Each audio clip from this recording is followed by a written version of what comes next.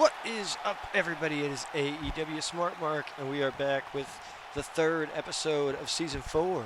This is the Dark from Week 2 of Season 4, and we see Matt Sydal in the ring going up against Alan Angels, number 5 of Dark Order. Very arrogant kick to the face there by Alan Angels. This match was a 15-minute time limit match. You see we're joining with about 9 minutes remaining in the match, and Sydal had control of this match in the early going, but a distraction from the outside by 10, and now it seems that Alan Angels is back in control. And we've got a stacked card for you here tonight. We're going to see Leva Bates and Chris Statlander go head-to-head in the second qualifying match for the World Cup Elimination Chamber at the pay-per-view. Oh, pinfall attempt by Alan Angels. And that's it, Alan Angels with the victory. In addition to Chris Stat going up against Leva Bates in our main event, we're also going to have Isaiah Cassidy facing Stu Grayson. And we're going to have the Jurassic Express facing FTR and Brian Pillman. So a stacked card for you here on Dark, and here you see he was stacked up onto his back after that high impact slam by Angels, and then that backstabber to the back of Sydal.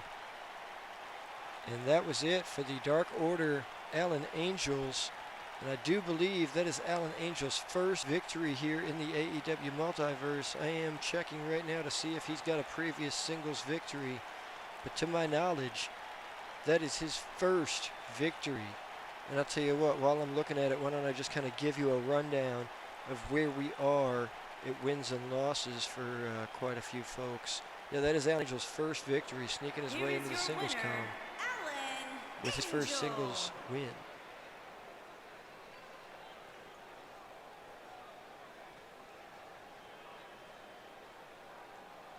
Next up, we're going to be hearing from Leva Bates in the ring, and she's got a little smack to talk to her former Deadly Draw partner, Chris Statlander. Like I said before, this World Cup qualifier tournament, or this World Cup qualifying matches, I should say, to get to the Elimination Chamber. Each wrestler in this tournament is representing a different country. So we've got Leva Bates here representing the United States of America, and we've got Chris Statlander representing the Andromeda Galaxy. And these two ladies set to face off head-to-head in our main event after being a very successful tag team in the Deadly Draw tournament, eventually losing to,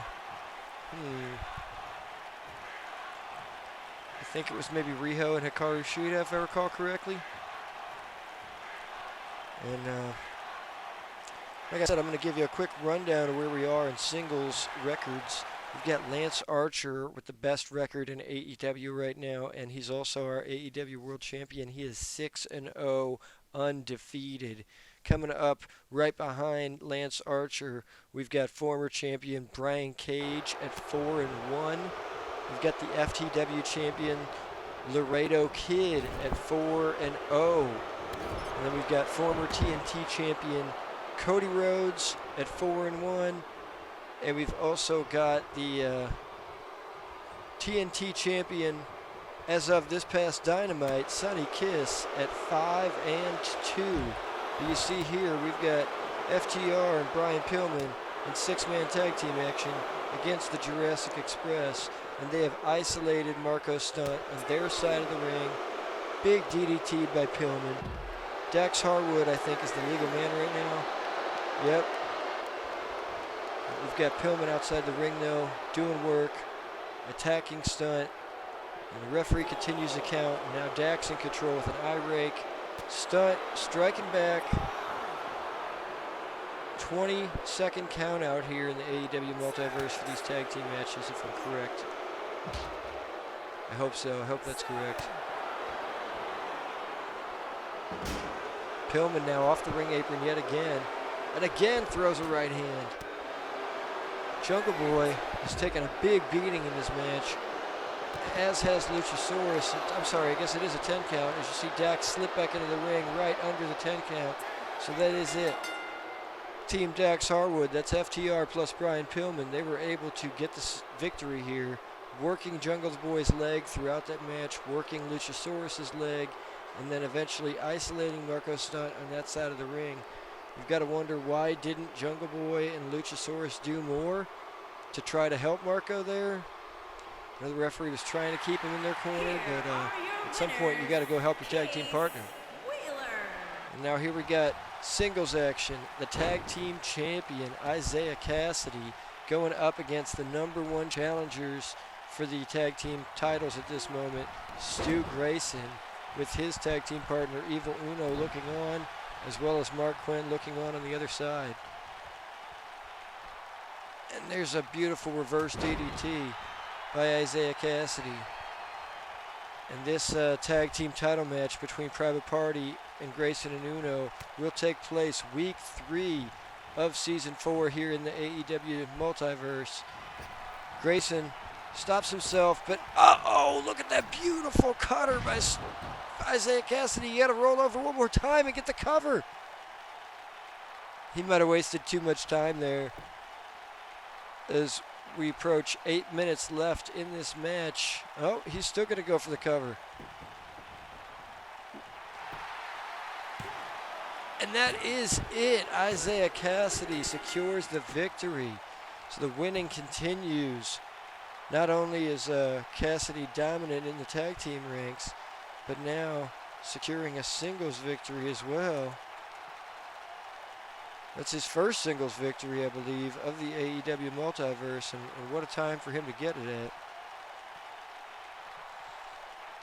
And now next up, we'll of course have our main event, Chris Statlander versus Leva Bates, and whoever wins this matchup will step into the Elimination Chamber at the pay-per-view, with Hikaru Shida, the current AEW Multiverse Women's Champion, and the first woman to qualify, Bea Priestley.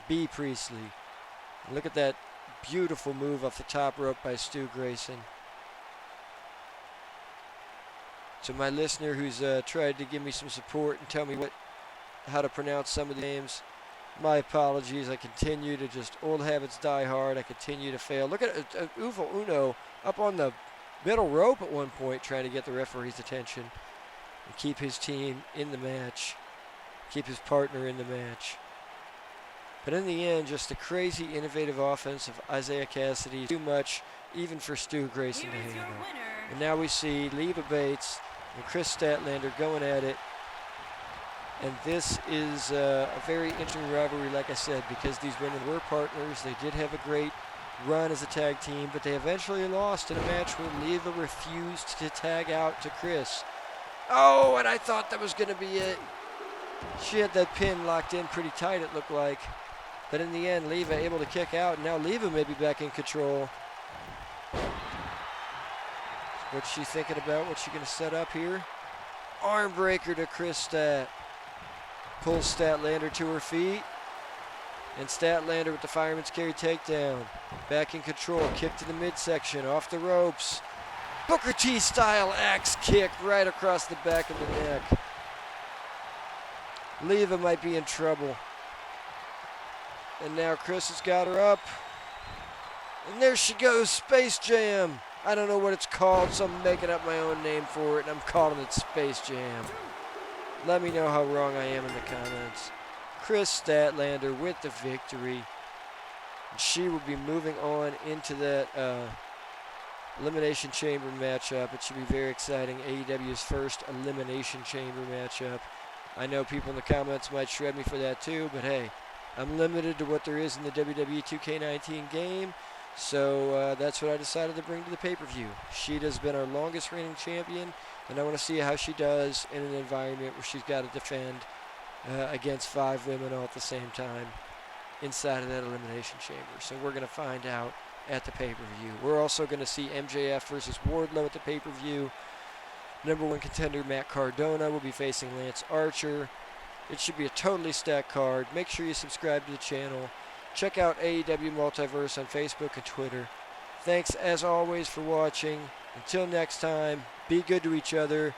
Peace!